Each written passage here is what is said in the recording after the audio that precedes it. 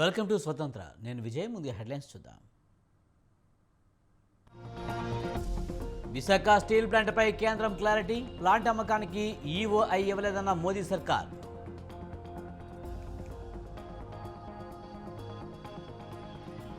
మరో 60 రోజుల్లో టీడీపీ జనసేన ప్రభుత్వం వస్తుంది.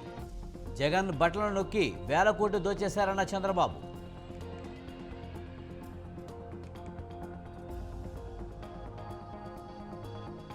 దోచుకోవడానికే కాళేశ్వరం ప్రాజెక్టును నిర్మించారు. రాష్ట్రంలో కరువు ఛాయలకు కారణం కేసీఆర్ అని అన్న కోమటిరెడ్డి.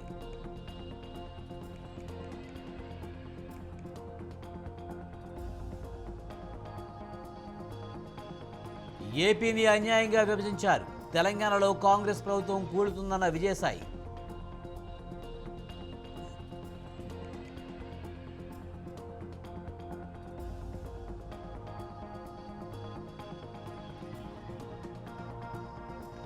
సీఎం పదవిని 2.5 ఏళ్లు పంచుకోవాలి. పవన్ కళ్యాణ్కు హరిరామ జోగయ్య లేఖ.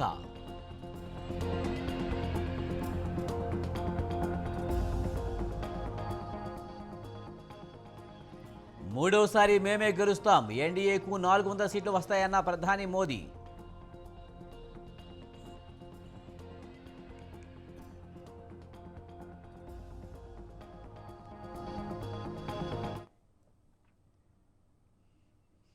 కృష్ణానదిపై ఉన్న ప్రాజెక్టును కేంద్రానికి అప్పగించే విషయంలో కాంగ్రెస్ బీఆర్ఎస్ నేతల మధ్య మాటల తోటాలు పేరుతున్నాయి. గులాబీ పార్టీ నేతలు చేసిన వ్యాఖ్యలపై సీఎం రేవంత్ రెడ్డి వివరణ ఇవ్వగా, ముఖ్యమంత్రి కామెంట్లపై అభ్యంతరం వ్యక్తం చేశారు మాజీ మంత్రి హరీష్ రావు. కేసీఆర్ విషయంలో రేవంత్ వ్యాఖ్యలను తీవ్రంగా తప్పుపట్టిన ఆయన అబద్ధాలతో ప్రభుత్వాన్ని నడపలేరంటూ సెటైర్లు వేశారు.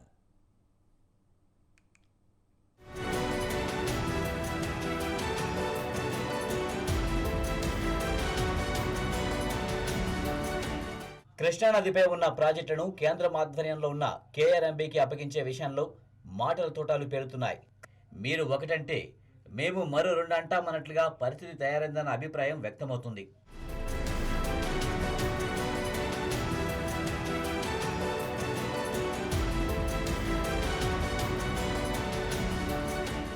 ఈ మొత్తం వ్యవహారంలో గత కొంతకాలంగా బీఆర్ఎస్ నేతలు కాంగ్రెస్ ప్రభుత్వంపై చేస్తున్న విమర్శలు, ఆరోపణలపై స్పందించారు సీఎం రేవంత్ రెడ్డి.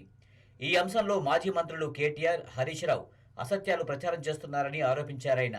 కృష్ణానదిపై ఉన్న ప్రాజెక్టును కేంద్రానికి ఇస్తున్నట్లుగా చెబుతూ 2022లోనే నాటి బీఆర్ఎస్ ప్రభుత్వం సంతకాలు చేస్తుందని చెప్పుకొచ్చారు సీఎం రేవంత్ రెడ్డి.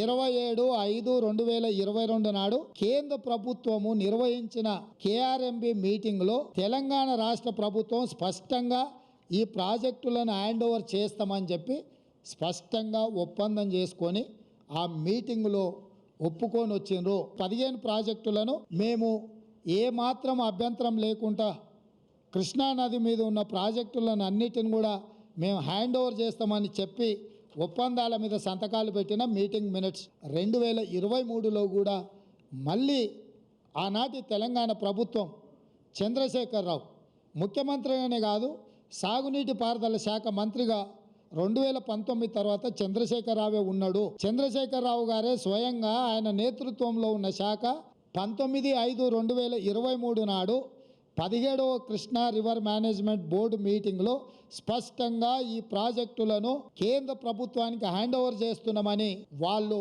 ఈ నిర్ణయం తీసుకున్నారు. అయితే ముఖ్యమంత్రి వ్యాఖ్యలపై తీవ్ర అభ్యంతరం వ్యక్తం చేశారు మాజీ మంత్రి BRS MLA Harish Rao. CM ప్రసంగంలో వితండవాదం తప్ప మరేదీ లేదన్నారు. ప్రధానంగా బీఆర్ఎస్ అధినేత కేసీఆర్పై రేవంత్ వ్యక్తిగత దూషణకు దిగారని ఆక్షేపించారు హరీష్ రావు. పోతిరెడ్డిపాడు పొక్కగొట్టినప్పుడట మేము రాజశేఖర రెడ్డి గారి క్యాబినెట్లో మంత్రులుగా ఉన్నాం, మేమే దీనికి బాధ్యులము, మీరు పెదవులు మూసుకున్నారు పదవుల కోసం అని మాట్లాడారు. పెదవులు మూసుకునేది నీ పక్కన కూర్చున్న ఉత్తమ్ కుమార్ రెడ్డి, నీ పక్కన కూర్చున్న కోమటిరెడ్డి వెంకటరెడ్డి, నీ పక్కన కూర్చున్న నాటి కాంగ్రెస్ మంత్రులు. నువ్వు మూసుకున్నావు పెదవులు, మేం కాదు. మేము అధికార పక్షమైనా మేము ప్రతిపక్షంలో ఉన్న మాదంతా ప్రజల పక్షమే. మేము ప్రజల మినిట్స్ ఆఫ్ ద మీటింగ్లోనేమో అప్పచెప్పినట్టు స్పష్టంగా వస్తుంది. ఢిల్లీలో మా ఎంపీలు పోయి ఇది అన్యాయం తెలంగాణకు మొర్రో అంటే ఇది ద మ్యాటర్ ఈజ్ క్లోజ్డ్, ఇది అయిపోయిందండి, దాని గురించి చర్చే లేదు అని కేంద్ర మంత్రి అంటాడు. ఇప్పుడు ఏది నిజమో ప్రజలకు అర్థమైతలేదా? ఇప్పటికైనా బేసిజాలకొద్దు, ఇప్పటికైనా రాష్ట్ర ప్రయోజనాలు కాపాడడానికి ముందుకు రావాలని బేషరతుగా తప్పు జరిగితే రాష్ట్ర ప్రజలకు క్షమాపణ చెప్పాలని చెప్పి రాష్ట్ర ప్రయోజనాలు కాపాడడానికి ముందుకు రావాలని చెప్పి నేను డిమాండ్ చేస్తున్నాను. నిజానికి కేఆర్ఎంబీ సమావేశంలో ప్రాజెక్టులను అప్పగిస్తూ ప్రభుత్వం నిర్ణయం తీసుకుని మళ్లీ కేంద్రానికి అప్పగించేది లేదంటూ చెబుతుందని ఆరోపించారు హరీష్ రావు. జనవరిలో ప్రాజెక్టుల అప్పగింతపై సమావేశం జరిగిందని, నెల రోజుల్లోగా 15 అవుట్లెట్స్ ను ప్రభుత్వం అప్పగిస్తామన్న విషయం మినిట్స్ లో సైతం ఉందన్నారు. 10 ఏళ్లలో కేసీఆర్ ప్రభుత్వం ప్రాజెక్టులను కేఆర్ఎంబీకి అప్పగించలేదని, కేవలం 2 నెలల్లో సీఎం రేవంత్ రెడ్డి ప్రాజెక్టులను అప్పగించారని ఆరోపించారు హరీష్. ఒక తప్పుని కప్పిపుచ్చుకునేందుకు సీఎం మరిన్ని తప్పులు చేస్తున్నారని విమర్శించారు. అబద్ధాలతో ప్రభుత్వాలను నడిపించడం సరికాదంటూ హితవు పలికారు హరీష్ రావు. ప్రాజెక్టుల విషయంలో ఎవరెన్ని మాటలు చెప్పినా 10 ఏళ్లలో కేసీఆర్ గారి ప్రభుత్వం కేఆర్ఎంబీకి ప్రాజెక్టులు అప్పచెప్పలేదు. కానీ వచ్చిన 2 నెలల్లోనే మీరు అవగాహన రహిత్యంతో, తొందరపాటుతో మీరు ఇలా మన తెలంగాణ ప్రాజెక్టులను ఢిల్లీ చేతిలో పెట్టి అడుక్క తినే పరిస్థితి తెచ్చినారు. మీరు is it not your failure? కానీ దురదృష్టం ఏంటంటే ఆ ఫెయిల్యూర్ను కప్పుకోవడానికి, అంటే ఆ ఫెయిల్యూర్ను, ఒక తప్పును కప్పిపుచ్చుకోవడానికి మరిన్ని తప్పులు చేసే విధంగా ఒక అబద్ధాలు మాట్లాడడం, ఎదురుదాడికి దిగడం, దుర్భాషలు ఆడడం, ఇది ఒక ముఖ్యమంత్రికి తగునా అని నేను అడుగుతావు. సరే, వ్యక్తిగతంగా రాజకీయాలు, ఎలక్షన్లు, ఓట్లు, సీట్లు అంటే ఎంతైనా తిట్టుకుందాం, ఓకే, కొట్లాడదాం. కానీ ఇది రాష్ట్ర ప్రయోజనాలు, ఇది జాతి భవిష్యత్తు, ఈ రాష్ట్ర ప్రజల భవిష్యత్తును ఫలంగా పెట్టొద్దని నేను ముఖ్యమంత్రి గారిని కోరుతా ఉన్నా. భేషజాలు కాదు కావాల్సింది, మనము రాజకీయాలకు అతీతంగా రాష్ట్ర ప్రయోజనాలు కాపాడాలి. అన్ని అబద్ధాలు, అబద్ధాల పునాదుల మీద ప్రభుత్వాలు నడపాలనడం అనేది కరెక్ట్ కాదు. మరి ఇప్పటికైనా ఈ విషయంలో నెలకొన్న వివాదాలు తొలగిపోయి అసలు ఎవరు చేశారన్నది బయటకు వస్తుందా, లేక ఇదే గందరగోళం కొనసాగుతుందా అన్నది సస్పెన్స్ గా మారింది.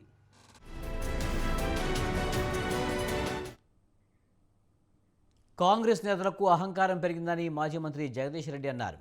రైతు బంధు నిలిపివేశారని, అడిగితే చెప్పుతో కొడతామంటున్నారని మండిపడ్డారు. కాంగ్రెస్ చేతకానితనంతో సాగర్ తెలంగాణ చేతుల్లోంచి వెళ్లిపోయిందన్నారు. కాంగ్రెస్లకు ప్రాజెక్టులను కేఆర్ఎంబీకి అప్పజెప్పి దొంగ నాటకాలు ఆడుతున్నారని ఆగ్రహం వ్యక్తం చేశారు. 9 ఏళ్లైనా నదీ జలాల పంపిణీ చేసే తీరిక కేంద్రానికి లేదన్నారు. ప్రాజెక్టులను కేఆర్ఎంబీకి ఇవ్వడమంటే ఆంధ్రాకు నీళ్లు అప్పనంగా రాసి ఇవ్వడమేనన్నారు. కేసీఆర్పై ఎదురుదాడి చేసి తప్పించుకోవాలని చూస్తున్నారని ఆగ్రహం వ్యక్తం చేశారు. చంద్రబాబు నాయుడు అంటేనే దాని మారు పేరు 420. ఆయన శిష్యుడిన ఈయన ఇంకా కాంగ్రెస్ లో పోయి ఇంకా వాడు తెలియదు 420 హామీలు ఇచ్చిండ్రు. పాపం ప్రజలు కొంతమంది అమాయకంగా నమ్మేది. వాడు ఆగమనం అయ్యే గమ్మాటలు వస్తుంది. ఒకటి చెప్తూ కొట్టు అంటాడు, ఒకటి రెండు అంటాడు, ఒకటి ఇంకోటి అంటాడు, ఇంకోటి అంటాడు. ఎవరినంటాం రండాలి, ఏం చేయాలి? నాగలు కట్టాలి. గీల మొదటం గిరి దీని పరిమాణం కూడా కొడుకున్నాం.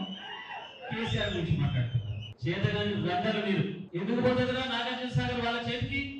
యాదాద్రి థర్మల్ ప్లాంట్లో మాజీ మంత్రి జగదీష్ రెడ్డి దోచుకున్నారని మంత్రి కోమటిరెడ్డి వెంకటరెడ్డి విమర్శించారు. అవసరం లేకున్నా ఉత్తర తెలంగాణ కోసం కాళేశ్వరం కట్టారని మండిపడ్డారు. సూర్యాపేటలో తాగేందుకు నీరు లేక మూసి నీళ్లు తాగుతున్నారని అన్నారు. నల్గొండ జిల్లాలో బీఆర్ఎస్ 1 సీటు గెలిచిందన్నారు. తాము ప్రచారం చేసుకుంటే 70,000 ఓట్ల తేడాతో జగదీష్ రెడ్డి ఓడిపోయేవారని చెప్పారు. నైతికంగా జిల్లాలో 12 సీట్లను కాంగ్రెస్ గెలిచిందని కోమటిరెడ్డి అన్నారు. ఉత్తర తెలంగాణలో అవసరం లేకున్నా కాళేశ్వరం బ్యారేజ్ పెట్టుకున్న దోసుకోవడానికి కింద బ్యారేజీలు కట్టి పైకి నీళ్ళు తీసుకొచ్చి 3 ఏళ్ళు గడపకుందే వేడిగడ్డ కూలిపోయిందంటే ఖాళీ వేసడం కమిషన్లకు ఒక విషయం కదా. మేము కట్టిన నాగార్జున డ్యాములు కానీ, బాగ్రానంగల్ డ్యాములు కానీ, శ్రీశైలం కానీ ఇప్పటికీ ఒక క్రాక్ కూడా రాలే. మొత్తం కమిషన్ల కోసం దోసుకొని ఒక్క కొత్త ఎకరానికి కూడా కాళేశ్వరం సాగునీరు చేయలేదు. ఎక్సెప్ట్ ఆయన ఫామ్ హౌస్ 400 ఎకరాలకు బ్రాంచ్ కెనాల్ తీసిండు. మల్లన్న సాగర్కి వెళ్ళి, కొండపోచమ్మకి వెళ్ళి ఆయన ప్రాంతానికి ఆయకట్టు 96,000 న్యూ ఆయకట్టు వచ్చింది. 2 లక్షల కోట్లు ఖర్చు పెడితే 4,000 కోట్లు ఖర్చు పెట్టి కొత్త రేట్లు ఇస్తే సొరంగం అయిపోతుండే. 30 ఏళ్ల కింద ఎప్పుడో ఎన్టీ రామారావు ఉన్నప్పుడు తీసిన మెయిన్ కెనాల్ ఏఎంఆర్పి 500 కోట్లు లైనింగ్ అయిపోతుండే. డిస్ట్రిబ్యూటర్ కెనాల్కు 400 కోట్లు ఇస్తే అయిపోతుండే. సొరంగం పూర్తయితే ఇవాళ మాకు కర్మ ఉండదు. మాకు ఇవాళ సాగర్ ఏఎంఆర్పి మోటార్లు పెట్టుకోక ఇప్పుడు బయట రైతులు 1000 మంది ఉన్నారు. ఊళ్ళకి వెళ్ళి మంచినీళ్ళు. సీఎం రేవంత్ రెడ్డిపై బీఆర్ఎస్ నేత బాల్క సుమన్ ఫైర్ అయ్యారు. బీఆర్ఎస్ నేత కేసీఆర్పై రేవంత్ రెడ్డి వ్యాఖ్యలకు నిరసనగా చెప్పు చూపించారు. సీఎం రేవంత్పై ఘాటు వ్యాఖ్యలు చేశారు. సీఎం స్థానంలో ఉన్న వ్యక్తి పదవిని బట్టి స్థాయిని బట్టి మాట్లాడాలని అన్నారు.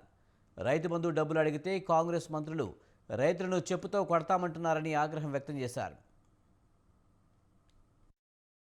10 సంవత్సరాలు ఒక ముఖ్యమంత్రి స్థాయిలో ఉన్నాడు. ఈ గుప్పు బెస్ట్గా ఏం మాట్లాడాలి? గతంలో చిల్లరగా లెక్క, పోకిరిగా లెక్క, ఆవరగా లెక్క మాట్లాడిన నువ్వు ఇవాళ నువ్వు కూర్చున్న స్థాయి, పదవిని బట్టి, దానికి ఉన్నటువంటి విలువను బట్టి పద్ధతిగా మాట్లాడాలి. ఒక ఉద్యమ నాయకుడు ప్రాణాన్ని పరంగా పెట్టి తెలంగాణ తెచ్చిన నాయకుడు, 10 సంవత్సరాలు తెచ్చిన తెలంగాణను బ్రహ్మాండంగా అర్థం చేసిన నాయకుడు కేసీఆర్ గారిని పట్టుకొని రండాన్ని మాట్లాడుతున్నాడు. మీరు రండాగాడు, హౌదగాడు, పాగగాడు, దేవి మనగాడు, రేవంత్ రెడ్డి గారు, ఈ చెంతల కొడుకును ఈ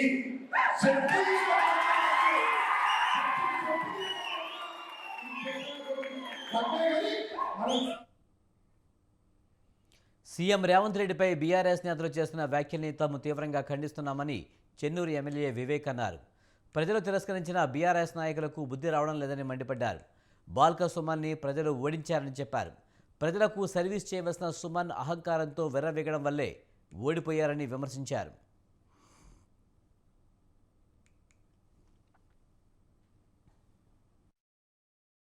నాయకులు ఉంటే ఎట్లా ఇష్టం వచ్చినట్టు ముఖ్యమంత్రి రేవంత్ రెడ్డి గారి పైన విమర్శలు చేయడము ప్రజలు కూడా ఇదే అనిపిస్తుంది. మంచిగా అయింది ఈసారి టీఆర్ఎస్ ప్రభుత్వాన్ని ఓడించినందుకు. అప్పుడు కిషన్ రెడ్డి గారికి కేసీఆర్ అన్నాడు, రండా మంత్రి, కేంద్ర మంత్రులందరినీ కూడా దద్దమ్మలు అంటే ఇష్టం వచ్చినట్టు.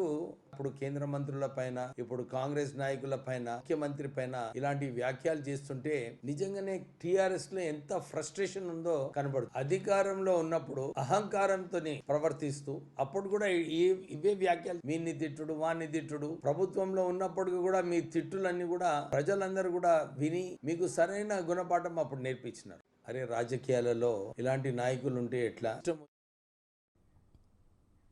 వైసీపీ పాలనలో ఏ ఒక్కరూ ఆనందంగా లేరని టీడీపీ అధినేత చంద్రబాబు అన్నారు. వైసీపీని సాగనంపేందుకు ప్రజలు సిద్ధంగా ఉన్నారని చెప్పారు.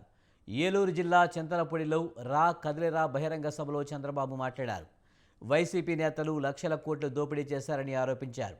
రాష్ట్రంలో 12 లక్షల కోట్లు అప్పులు చేశారని చెప్పారు. జగన్ అన్ని వ్యవస్థలను భ్రష్టు పట్టించారని మండిపడ్డారు. జగన్ అర్జునుడు కాదు, అక్రమార్జునుడని విమర్శించారు. పసిగట్టాడు, పోటీ చేసినా గెలవని తప్పించుకున్నాడు. 5 ఏళ్ళు ఈ ప్రాంతానికి చేసింది లేదు, ఆయన వల్ల లాభం లేదు, ఏది జరగలేదు. అలాంటి వ్యక్తి ఇప్పుడు మీరు చూస్తున్నారు. పక్క నియోజకవర్గం ఉన్నాడు ఎర్రిపప్ప మంత్రి, ఆయన కొడుకును పంపించాడు ఇక్కడికి. ఎర్రిపప్ప రైతులు గోన్ సంచులు ఇవ్వలేడు. కానీ ఏపీలో ఇసుక పాలసీలో తప్పంతా జగన్దే అని, ఎమ్మెల్యేలకు సంబంధం లేదని ఎన్టీఆర్ జిల్లా మైలవరం ఎమ్మెల్యే వసంత కృష్ణప్రసాద్ అన్నారు. ఏపీ మద్యం పాలసీలోనూ అనేక లోటుపాట్లు ఉన్నాయన్నారు. రాజధాని మార్పును వ్యతిరేకించిన తన మీద మాటల దాడి చేయించారని కృష్ణప్రసాద్ అన్నారు. వైనాట్ 175 నినాదమే పెద్ద తప్పని, అత్యధిక స్థానాలు రావాలనుకోవాలే కానీ ప్రత్యధికి స్థానం ఉండకూడదంటే ఎలా అని ప్రశ్నించారు. అభివృద్ధి సంక్షేమంలో సమతుల్యత సాధించలేదన్నారు. మనసు విరిగిపోయి వైసీపీని వీడానని కృష్ణప్రసాద్ చెప్పారు. కొన్ని రోజులుగా జరుగుతున్న పరిణామాలలో భాగంగా మైలవరం నియోజకవర్గానికి వైఎస్ఆర్ కాంగ్రెస్ పార్టీ తరఫున ముఖ్యమంత్రి గారు కొత్త సమన్వయకర్తని నిర్ణయించి ప్రకటించినందున శ్రేణులు గత 6 సంవత్సరాల నుంచి నాతో పాటు పనిచేసిన వాళ్ళు ఈ రోజు మన ఎమ్మెల్యే గారి భవిష్యత్తు ఏంటి అని చెప్పి వాళ్ళు ఆలోచనలో ఉన్నారు. కాబట్టి వారికి కొంత క్లారిటీ ఇవ్వడం కోసం నేను ఈరోజు ఆత్మీయ సమావేశం ఏర్పాటు చేయడం జరిగింది. నాకు ఈ 6 సంవత్సరాల నుంచి సహకరించినటువంటి మైలవరం నియోజకవర్గ ప్రజానీకం మొత్తానికి కూడా నా హృదయపూర్వక ధన్యవాదాలు. అలాగే పత్రికా సోదరులు ఎవరైతే ఈ నియోజకవర్గంలో జరుగుతున్నటువంటి కొన్ని సంఘటనల్ని యథాతథంగా ఎప్పటికప్పటికి ప్రజల దృష్టికి తీసుకెళ్తా ఉన్నారో ఆ పత్రికా సోదరులందరూ కూడా నా ధన్యవాదాలు. నేను క్రమశిక్షణ కలిగినటువంటి ఒక నాయకుడిగా గడిచిన 6 సంవత్సరాలుగా వైఎస్ఆర్ కాంగ్రెస్ పార్టీలో పనిచేసి నేను రోజు ఈ రైతువారం నుంచి బయలుదేరి మైలవరం ఎట్లా కలుగుతాను. వచ్చే ఎన్నికల్లో వైసీపీ సింగిల్ డిజిట్కు పరిమితం కాక తప్పదని మాజీ మంత్రి టీడీపీ పొలిట్ బ్యూరో సభ్యుడు కాల్వ శ్రీనివాసులు అన్నారు. అనంతపురం జిల్లా రాయదుర్గంలో కాల్వ విస్తృతంగా పర్యటించారు. చేనేత వర్గాల వారిని కలిసి మద్దతు కోరారు. 1994 నాటి టీడీపీ ప్రభంజనం మళ్లీ 2024లో రాబోతుందన్నారు. ఎక్కడికి వెళ్ళినా తెలుగుదేశం పట్ల సానుకూలత వ్యక్తమవుతుందని కాల్వ చెప్పారు. చంద్రబాబు సీఎం కావాలని ప్రజలంతా ఆకాంక్షిస్తున్నారని తెలిపారు.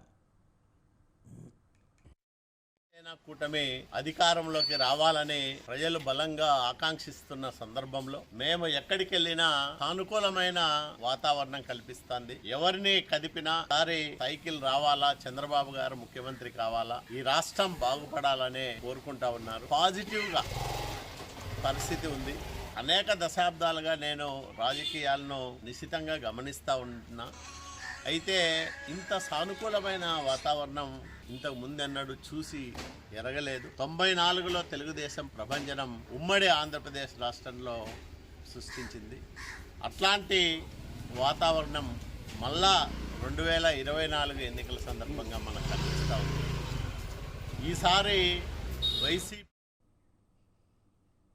తాను రాజకీయాల నుంచి తప్పుకోవాలని నిర్ణయించుకున్నానని లోక్సభలో టీడీపీ ఎంపీ గల్లా జయదేవ్ అన్నారు.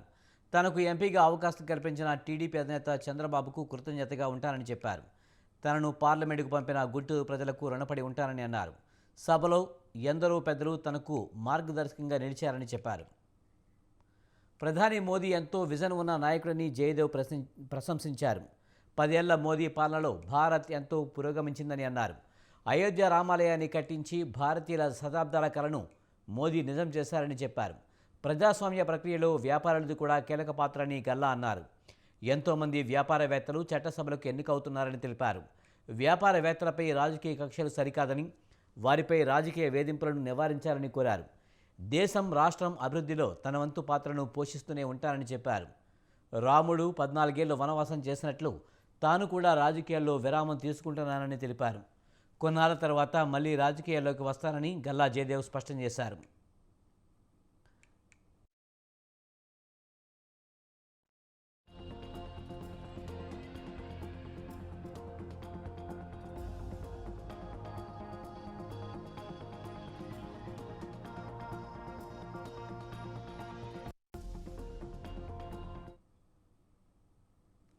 ములుగు జిల్లాలో మంత్రులు పొన్నం ప్రభాకర్, సీతక్క పర్యటించారు. ములుగు ఘట్టమ్మ దేవాలయం వద్ద నాయకపోడు ఆరాధ్య దైవమన్న ఘట్ట మొత్తాలను దర్శించుకున్నారు. అనంతరం మేడారం జాతర ఏర్పాట్లను మంత్రులు పరిశీలించారు.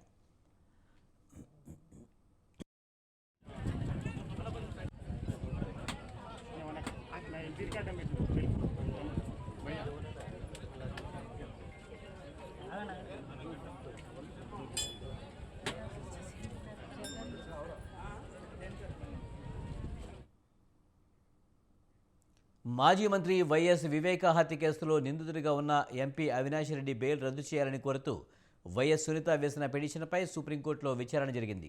ఏప్రిల్ 22 నుంచి ప్రారంభమయ్యే వారంలో వాదనలు వింటామని జస్టిస్ సంజీవ్ ఖన్నా, జస్టిస్ దీపంకర్ దత్తా ధర్మాసనం తెలిపింది.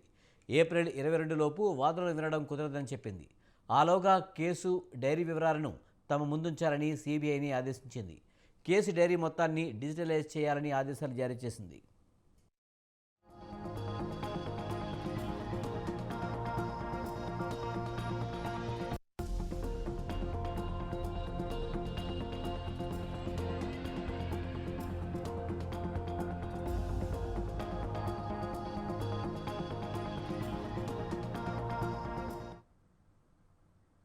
అనంతపురంలో నిరుద్యోగులు నిరసన చేపట్టారు.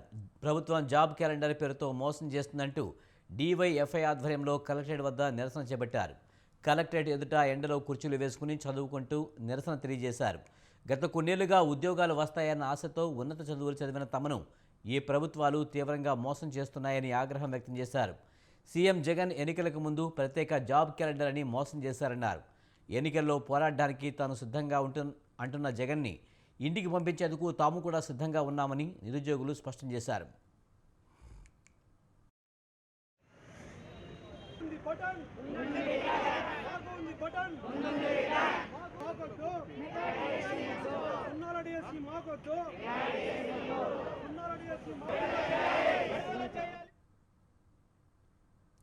విజయనగరంలోని కోట ప్రాంగణం నిరుద్యోగ యువత నినాదాలతో హోరెత్తించింది. నిరుద్యోగుల జేఏసీ, తెలుగు యువత సంయుక్త నిరుద్యోగులు భారీగా హాజరై బొత్స డౌన్ డౌన్, ముఖ్యమంత్రి డౌన్ డౌన్ అంటూ నినదించారు. మెగా డిఎస్సీ ముద్దు, జగన్ వద్దు అంటూ ప్లాకార్డులు ప్రదర్శించారు. పాదయాత్రలో ఇచ్చిన హామీలను తుంగలోకి తొక్కి తిరిగి తమపైనే దాడులు చేస్తున్నారని ఆగ్రహం వ్యక్తం చేశారు.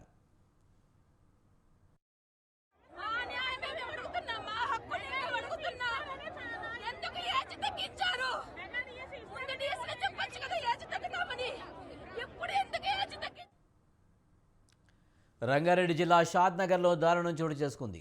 పట్నంలోని అయ్యప్ప కాలనీలో వృద్ధుడు 3 సంవత్సరాల బాలికకు చాక్లెట్ ఆశ చూపి అత్యాచార యత్నం చేశాడు. ఆర్టీసీలో మెకానిక్గా పనిచేసి రిటైర్ అయిన పెంటయ్య తన ఇంటి సమీపంలో ఆడుకుంటున్న బాలికకు చాక్లెట్ ఇస్తారని ఇంట్లోకి తీసుకువెళ్లి బాలిక పట్ల అసభ్యంగా ప్రవర్తించాడు. బాలిక కనబడపడంతో తల్లి వెతుకుతూ పెంటయ్య ఇంట్లో బాలిక ఉండడం గమనించి అక్కడికి వెళ్ళింది. బాలిక పట్ల అసభ్యంగా ప్రవర్తించడం గమనించి విషయం చుట్టుపక్కల వాళ్లకు చెప్పడంతో పోలీసులకు సమాచారం ఇచ్చారు. నిందితుడిని పోలీసులు అదుపులోకి తీసుకుని పోలీస్ స్టేషన్కు తరలించారు.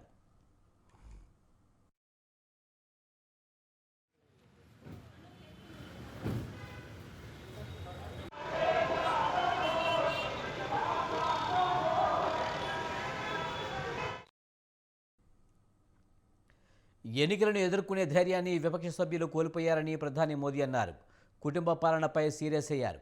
కాంగ్రెస్ పార్టీ తన కుటుంబానికి మించి ఎక్కువగా ఆలోచించలేకపోయిందని విమర్శించారు.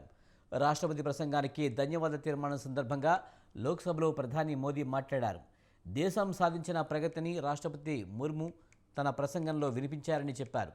దేశంలో విపక్షం బలహీనంగా ఉండడానికి కాంగ్రెస్ పార్టీయే కారణమని మోదీ ఆరోపించారు. గడిచిన 10 ఏళ్లలో బలమైన ప్రతిపక్షంగా మారేందుకు కాంగ్రెస్ పార్టీకి అవకాశం వచ్చిందన్నారు. కానీ ఇతర విపక్ష పార్టీలను కూడా ఎదగకుండా చేశారని ఆయన విమర్శించారు. उसको बार बार दर्द होता कि ये दशा है इनकी सोचने की मर्यादा इतनी है। आदरणीय अध्यक्ष जी, नेता तो बदल गए लेकिन टेप रिकॉर्डर वही बज रही है, वही बातें, कोई नई बात आती नहीं और पुरानी ढपली और पुराना राग वही चलता रहता है आपका। चुनाव का वर्ष था, थोड़ी मेहनत करते, कुछ नया निकाल करके लाते जनता को जरा। आदरणीय अध्यक्ष जी, आज विपक्ष की जो हालत होगी ना, इसकी सबसे दोषी कांग्रेस पार्टी है। कांग्रेस को एक अच्छा विपक्ष बनने का बहुत बड़ा వారణాసి జిల్లా కోర్టులో జ్ఞానవాపి మసీదు కేసులో హిందూ సంస్థలు తాజాగా మరో అప్పులు దాఖలు చేశాయి.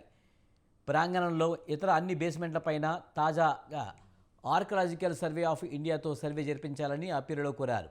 గతంలో సర్వే నివేదిక మేరకు వారణాసి కోర్టు మసీదు ప్రాంగణంలో బేస్మెంట్లో పూజలు చేసుకోవడానికి అనుమతించింది.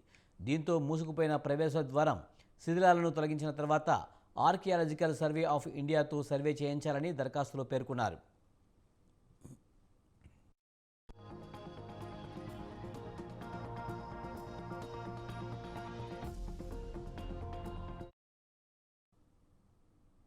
విశాఖపట్నం వేదికగా ఇంగ్లాండ్తో జరిగిన 2వ టెస్ట్ మ్యాచ్లో భారత్ విజయం సాధించింది. ఇంగ్లాండ్ను భారత్ 106 పరుగుల తేడాతో చిత్తు చేసింది. టీమిండియా నిర్దేశించిన 399 పరుగుల లక్ష్య ఛేదనలో 4వ రోజు 2వ సెషన్లోపే ఇంగ్లాండ్ 292 పరుగులకు ఆలౌట్ అయింది. ఉప్పల్ టెస్ట్లో అనూహ్యంగా ఓటమి పాలైన టీమిండియా 2వ టెస్ట్లో అద్భుత విజయం సాధించింది. ఇంగ్లాండ్ను 106 పరుగుల తేడాతో ఓడించి రోహిత్ సేన ప్రతీకారం తీర్చుకుంది. బుమ్రా, అశ్విన్ 3 వికెట్లు తీసి ఇంగ్లాండ్ ఓటమిలో కీలక పాత్ర పోషించారు. దీంతో 5 టెస్టుల సిరీస్లో 1-1తో ఇరు జట్లు సమానంగా నిలిచాయి. 2 ఇన్నింగ్స్ల్లోనూ కీలక వికెట్లు తీసిన బుమ్రాకు player of the match award దక్కింది. 3వ టెస్ట్ మ్యాచ్ ఫిబ్రవరి 15 నుంచి రాజ్కోట్ వేదికగా ప్రారంభం కానుంది.